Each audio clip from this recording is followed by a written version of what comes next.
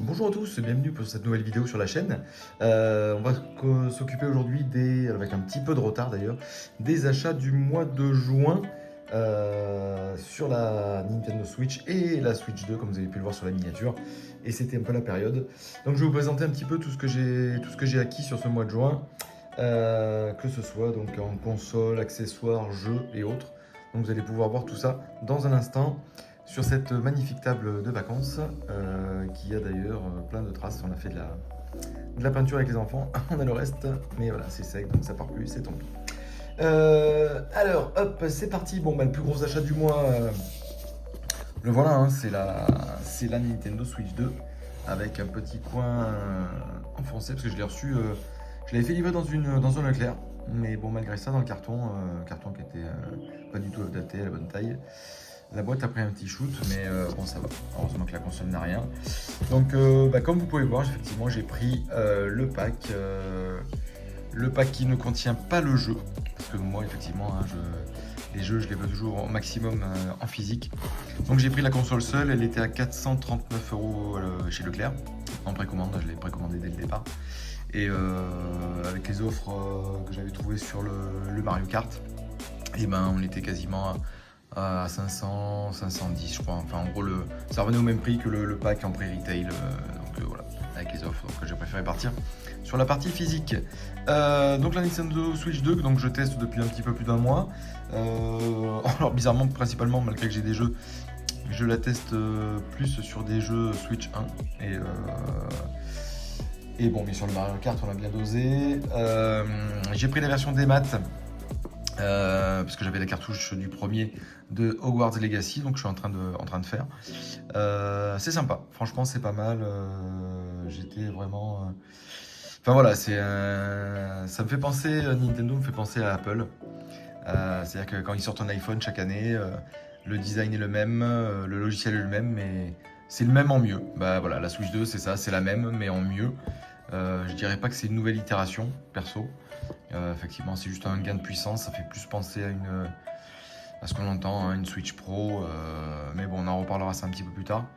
Mais en tout, globalement, voilà, j'en suis ravi. Il y a quelques petits points noirs quand même sur cette machine. Mais globalement, c'est top. Allez, on va pousser ça sur le côté. Hop. J'ai pris des accessoires aussi, du coup, la manette évidemment, parce que j'avais des manettes génériques non officielles sur la première, et bizarrement ça marche pas. Donc impossible de les appairer sur la Switch 2. Donc bon bah du coup j'avais des chèques cadeaux et autres. Je crois que cette manette là avec les chèques cadeaux Fnac, parce que je l'ai pris à la Fnac, il est revenu à 40 balles je crois. Parce que c'est vrai que 80, c'était quoi 90, ouais, ça fait mal quand même. 90 ça fait mal parce que bon la manette est super, hein, franchement elle est top, mais 90 € ça les vaut pas quoi. 70 balles, enfin comme une manette PS5 ça serait largement le prix quoi. Mais et encore souvent PS5, enfin PlayStation ils font des promos pour les Days of Play ou autres, où on trouve les manettes sur Amazon etc à 55-60 balles. Bon bah voilà ça serait bien, là 90 € franchement ils se touchent un peu Nintendo. Après voilà, la manette est top. Après si vous avez la manette officielle de la 1, bon, ça suffit largement, hein, aucun intérêt d'acheter celle-ci. Moi j'avais comme je vous dis des manettes non officielles, donc elles ne s'appaieraient pas malheureusement. Donc obligé de repasser à la caisse, parce que moi jouer avec les Joy-Con c'est tout fin, j'y arrive pas. La prise en main est pas top, donc voilà. Allez on va passer au jeu Switch 2 que j'ai récupéré ce mois-ci. Bon bah là comme je vous disais, hein, l'inévitable, d'aller dans la console d'ailleurs, l'inévitable Mario Kart World. Alors qui est sympa, qui est dans la continuité des anciens, même si je trouve que sur les premiers temps de jeu, alors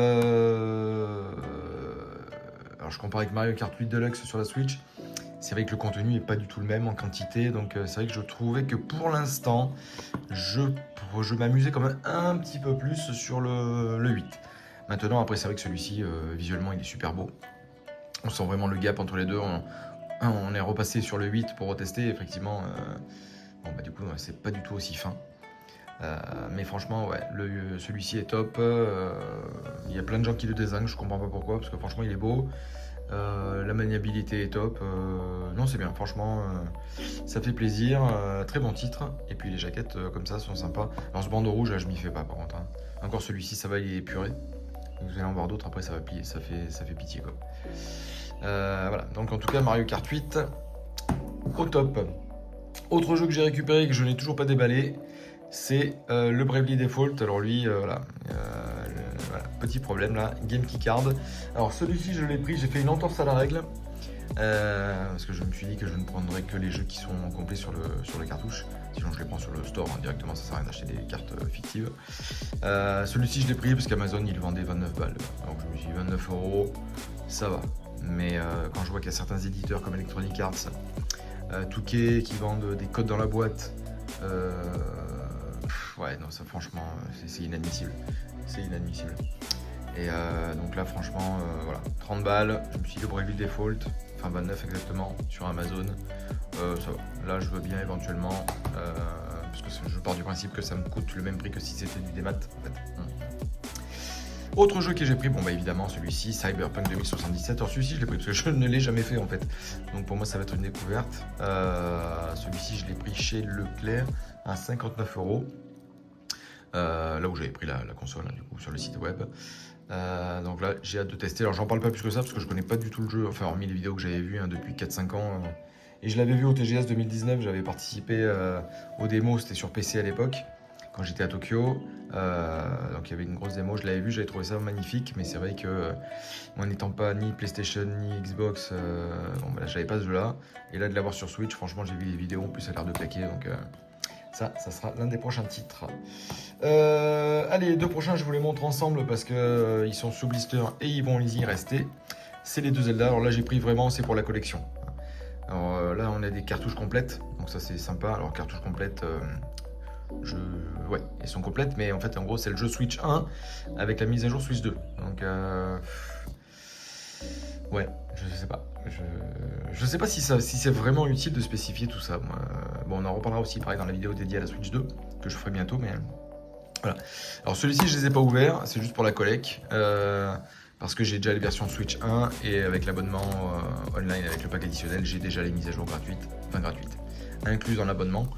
Donc voilà, là j'ai juste pris pour le fun, quoi, pour les avoir dans ces versions-là, pour la collecte, en sachant qu'ils étaient à 59 € sur la Fnac et il y avait 10 € de remboursés sur chacun des jeux, enfin en chaque cadeau. Donc en gros, ils revenaient à moins de 50 balles, quoi, 49 € chacun. D'ailleurs, ces 20 € là m'ont permis d'acheter cette manette là entre autres. Donc voilà, donc, ça c'était vraiment pour la collecte. Mais les jeux sont très bons, hein. Les jeux sont très bons. Et le dernier, alors lui je l'ai acheté sur Amazon Japon. Et c'est aussi une Game Keycard, mais il n'y a pas le choix. Et encore, c'est toujours mieux que rien, parce qu'en France, en Europe ou en Occident, il n'y a même pas de carte du tout, il est qu'en démat. C'est le Gi no Tomomi, donc de Capcom, que j'avais trop envie de tester. Alors celui-ci, comme je vous dis, hein, moi j'ai pas de PS5, j'ai pas d'Xbox, pas de PC, etc. Donc c'est vraiment que de la Nintendo. Donc bah, c'était un peu le seul moyen de le tester. La DA me plaisait beaucoup sur les vidéos que j'avais vues. Donc franchement, ouais, bon voilà, Game Keycard, hein, c'est écrit en Jap, mais de toute façon au Japon, hormis CD Projekt et Nintendo et Marvelous, et encore pas pour tous les jeux, et Bandai, parce que je crois que le Tamagotchi Palazzo qui est sorti est en complet, mais sinon c'est que des Game Keycard, quoi. Donc celui-ci, pas le choix, mais bon, voilà, c'est celui-ci pareil, il m'est revenu, frais de port compris, livré en France, enfin tout compris, 30 balles, quoi, 32 €, je crois, comme ça. Donc bon, allez, ça passe aussi. Et celui-ci, vraiment très curieux de le tester. Et voilà, donc c'était le 6e jeu Switch 2 que j'ai pris pour en physique, avec des boîtes sur ce mois-ci. Et plus, comme je disais, le Hogwarts que j'ai pris en démat derrière. Sinon, j'ai pas pris le Welcome Tour, les trucs comme ça. Voilà, ça j'ai laissé tomber pour l'instant, en tout cas. Allez, on passe à la suite. Petite commande de Fnac, et là on va basculer sur les jeux Switch 1, donc je joue sur Switch 2, effectivement c'est plus confortable. Le premier que j'ai pris, c'était à la Fnac qui faisait une promo, je crois, alors promo Square Enix en général. Je sais plus comment je l'ai payé celui-ci, je crois que c'était 19 €, je crois, 20 balles quoi. Le Final Fantasy VII Reignion Crisis Core, donc celui-ci, pas testé, du coup là c'est pour la collecte parce que c'est vrai que j'adore cet univers-là, mais alors c'est des jeux qui prennent toujours du temps et le temps est difficile à trouver. Mais voilà, bon, je l'ai pris 20 balles. Je me suis dit, bon, ça peut être sympa aussi. Jeu suivant, alors lui ça c'est du vintage, j'ai dû avoir ça pour 8 euros je crois, tout compris. Livraison vintage, tout compris, vraiment pas cher. C'est, voilà, il y a un petit pet par contre sur la cover. C'est le Lego Harry Potter Collection, donc les 2 jeux qui étaient sortis sur PS3 il me semble à l'époque, qui se retrouvent donc sur la Switch. Voilà, donc un petit jeu à jouer en famille, 8 balles. Bon bah ça mange pas de pain, les Lego on aime bien nous à la maison, on en a plusieurs déjà. Et voilà, ça en fait un de plus à la collecte et on testera ça ensemble. Un autre jeu que j'ai pris encore sur Vinted, alors lui pas du tout au même tarif, c'était 45 euros, celui-ci tout compris aussi. C'est le Tokyo Mirage Session FE, donc Fire Emblem, donc un spin-off. Donc l'avantage, enfin j'ai payé un peu cher parce que celui-ci voilà, est en édition full FR, parce qu'il y a beaucoup de versions italiennes, anglaises qui circulent. Mais français c'est difficile à trouver, donc celui-ci voilà, j'ai pu le trouver, il insère trop bien. Ah ouais, alors ça aussi les inserts, bah, sur les boîtes transparentes c'est top, mais alors sur les boîtes rouges franchement on n'y voit rien quoi. Enfin c'est n'importe quoi. C'est ouf, c'est ouf. Enfin voilà, le Tokyo Mirage Session, donc celui-ci 45 euros sur Vinted, au top. Franchement je le cherchais depuis un moment, j'avais du mal à mettre la main dessus, il est difficile, on le voit pas souvent, ou alors des tarifs n'importe quoi les tarifs, franchement il y en a qui se touchent un peu. Dernier jeu d'occasion que j'ai pris, alors là aussi c'est vraiment pour la découverte et parce que j'aime bien le manga, c'est le jeu tiré du manga Spy Family, enfin Spy Cross Family. Et là c'est le Spyana, hein, Opération Memories, sorti par Bandai Namco sur la Switch. D'ailleurs non, c'est pas une exclue Switch ça. Enfin, je sais pas si ça y est sur PS5 ou je sais pas, enfin à voir. Donc celui-ci pareil, bon je sais pas du tout ce que ça vaut, c'est juste parce que voilà j'aime bien le manga, j'avais envie de le prendre. Alors celui-ci aussi pareil on le trouve pas hyper facilement et pas des petits prix quand même, j'ai dû le payer une trentaine d'euros, mais je le trouvais jamais à moins en fait. Donc ou pareil dans des versions anglaises ou autres. Donc des petits, ah bah j'ai même encore les papiers du vendeur, donc du coup qui sont dedans. Ouais, je l'ai même pas ouvert, j'ai reçu récemment. Donc le Spy Family, voilà, ça va tester aussi. Je pense pas que ce soit un jeu extraordinaire, voilà, parce que. Mais bon, on va tester, ça peut être marrant, Alors les 3 derniers jeux, s'il en reste 3, viennent du site canadien VGP, Video Game Plus. Hop, les 2 premiers, ce sont les compiles volume 3 et 4 des ACA Neo Geo. Je vous avais déjà présenté effectivement les 2 premières compiles dans une vidéo achat précédente. Là, je me suis pris le 3 et le 4. Alors aussi, pareil, j'avais du mal à les trouver en version Jap, parce qu'on les trouve souvent en version Asia, mais moi, je veux que du Jap dans ma collecte. Je suis un peu maniaque des fois. Donc, première compile. Voilà, tout ça, la jaquette est top, hein, franchement. Oh, puis il y a du lourd aussi. Hein. Enfin, le Last Resort, là, ça fait rêver, quoi. Baseball Star, pardon, que j'adore aussi, moi. Franchement. Le Three Count Bound qui est marrant, le Sengoku aussi, le Ninja, ouais, si, franchement il y a du lourd, il y a du lourd, donc pareil, hein, comme d'habitude, 10 jeux sur cette compile. Voilà. D'ailleurs, je vous avais fait un petit let's play, le premier et seul let's play de la chaîne pour l'instant, sur la première compile, donc ça sera peut-être l'occasion d'en faire sur d'autres aussi. Et la deuxième version, le Ninja Commando, j'adore. Ah ouais, non, le Spy Hunter aussi. Franchement, il y a des trucs. Bon, Metal Slug, évidemment. Et ça, il y en a qui reconnaîtront peut-être. Donc, je vous montre aussi rapidement. Donc, voilà, du CoF 2000, du Metal Slug, le premier. Franchement, ouais. Et le jeu de foot, effectivement, le Road to Victory, là, qui est lui, effectivement, en cartouche AES, est totalement intouchable. Donc voilà, ces compiles là, alors je sais plus combien c'est, mais en gros c'est dans les 30 euros quoi. 30 euros pour 10 jeux, ça fait 3 balles le jeu. Ou 35 ou 3,50, enfin un truc comme ça. Donc franchement c'est top. C'est quasiment le même prix que quand ils sont en promo sur l'eShop, à part que là cette fois on les a en version cartouche. Je crois que de mémoire, là c'est des petits jeux qui sont déjà, il n'y a rien de particulier, donc il n'y a même pas de mise à jour, il n'y a rien à faire. Donc ça même dans 10 ans, 20 ans, on pourra toujours y jouer sur sa cartouche. C'est top. Et pas au même prix que les versions AES quoi. Alors le dernier jeu, allez on va terminer là-dessus, et celui-ci comme j'ai galéré pour le trouver, donc c'est une version US, donc j'achète pas souvent de version US parce que j'essaie de me contenter effectivement que des versions européennes, enfin françaises même. Et si c'est pas en français, je le prends en Jap. Mais celui-ci en Jap, il n'était pas doublé. Il n'y avait que la version US qui avait de l'anglais. Alors évidemment, il n'y a pas de français. Hein. En France, il n'y a pas de version physique. Il y a eu un réassort sur VGP, donc c'était la même commande que les jeux Neo Geo. Et ce titre-là, c'est le 100 Line, quoi. Le 100 Line, Last Defense Academy. Alors celui-ci, comme j'ai galéré pour le trouver, dès qu'il est en stock, il est sold out de suite. Ouais, franchement, alors si je dis pas de bêtises, je crois que c'est les mêmes équipes que la série des Danganronpa. Donc franchement, j'adore. J'avais fait ça sur Vita à l'époque. Et ouais, donc là, ça va être, je pense, que ça va être bien sympa. Enfin, en tout cas, moi, je vais tester ça rapidement. Ça a l'air bien fun. Ouais, Danganronpa, ambiance bien nippone comme j'aime bien. Mais alors celui-ci, pour le mettre la main dessus, c'est chaud patate. Chaud patate. Alors après, le tarif, il n'est pas plus élevé, hein, mais c'est qu'en fait, je pense que les quantités produites, à chaque fois, ils font des salves de... Je sais pas, c'est trop light parce que ça part dans l'heure, quoi. Donc ça va que j'avais eu la notif comme quoi il était en réassort sur VGP, mais sinon trop dur de trouver ça. Comme je vous dis, la version Jap, attention, elle est que en Jap, hein, donc ouais, si on veut la version avec le doublage anglais, il n'y a que cette version là. Et sur la Switch 1, bien sûr, il n'y a pas de version Switch 2 de ce titre là. Voilà, c'était le dernier jeu de la collection, des arrivages du jour. Je vous les remets là, hein. Switch 2, Switch 1.